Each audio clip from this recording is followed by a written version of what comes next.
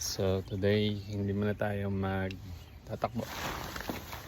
Ako ay magpapainit muna ng ating sasakyan.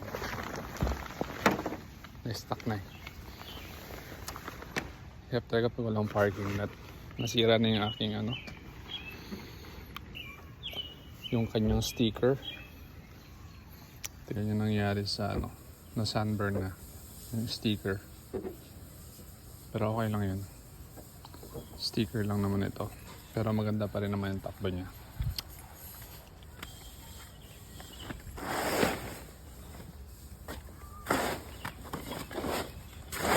Ikot ko lang saglit dahil medyo matagal na na-stuck.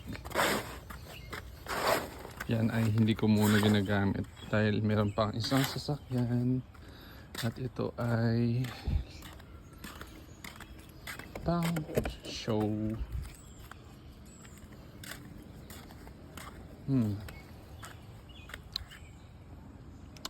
Anyway, tsaka na natin intindihin.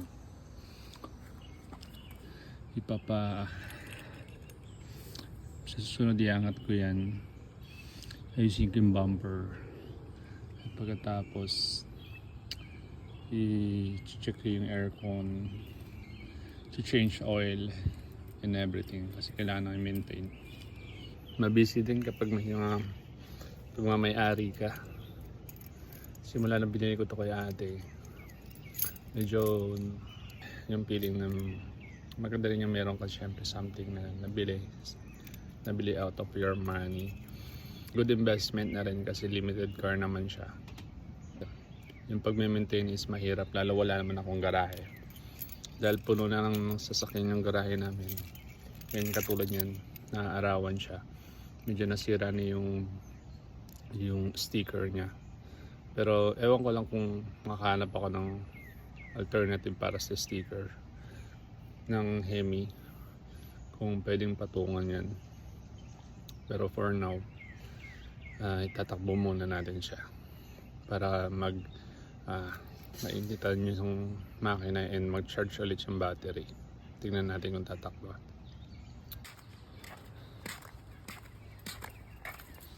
Nga pala, dahil nasa labas siya, binubuksan ko siya ng konti ng ganyan para hindi mag-accumulate yung sobrang init sa loob.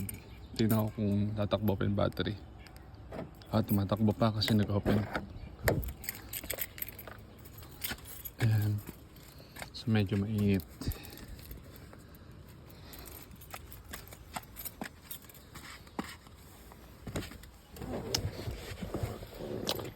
Ito si Super B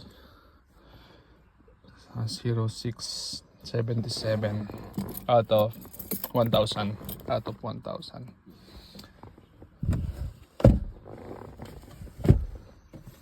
Ito yung ito yung pinaka dashboard niya.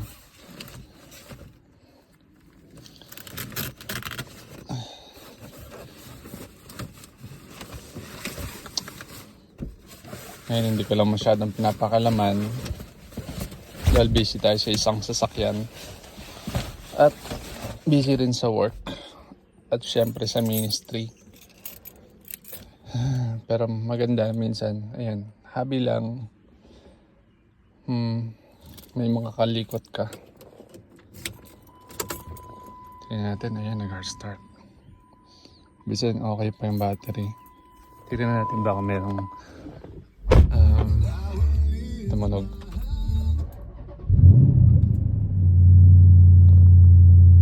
Yo.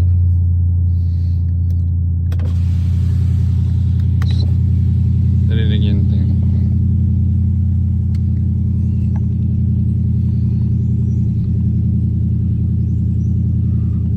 So painitin lang natin. So right now meron siyang 66,129 miles and okay naman. Wala naman tayo engine light ngayon. Ang problem niya talaga is yung aircon. Kailangan kong i-refer yung aircon. Nagko-cool, puro siya heat. So pwede siya sa sa weather malamig. Pero pag ganitong mainit ay yung aircon May initan ka talaga kasi wala siyang aircon ngayon.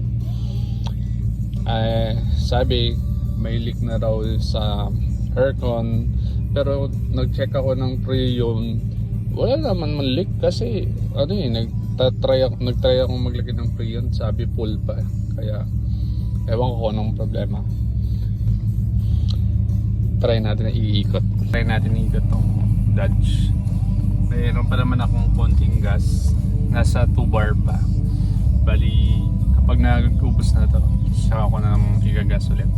For now, iikot lang natin para mag-run ulit yung mga oil niya sa makina. At yung brake is na-check ko natin kung okay pa. Medyo matagal na naka-stock kasi.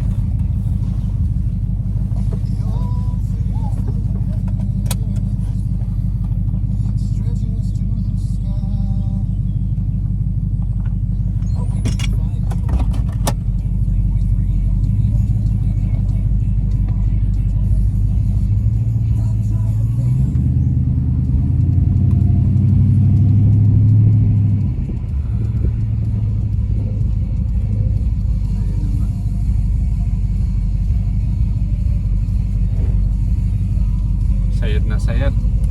Kailangan ko ayusin yung bumper.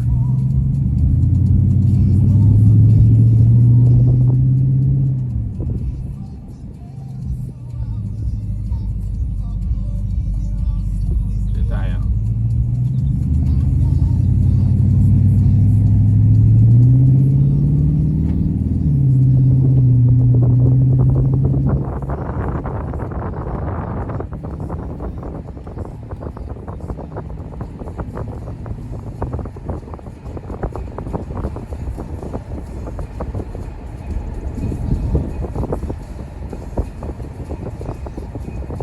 Nasa subdivision tayo, bawal tayo magmabilis.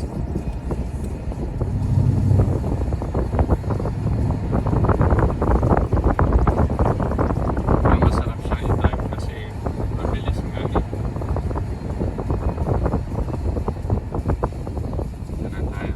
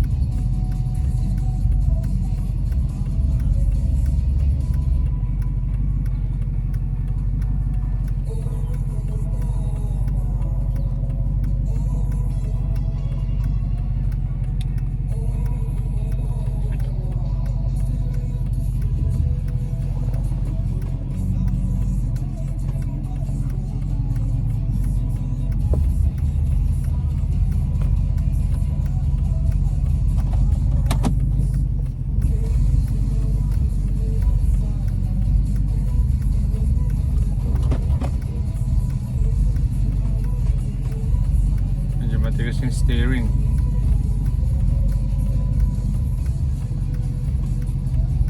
Matagal na stuck.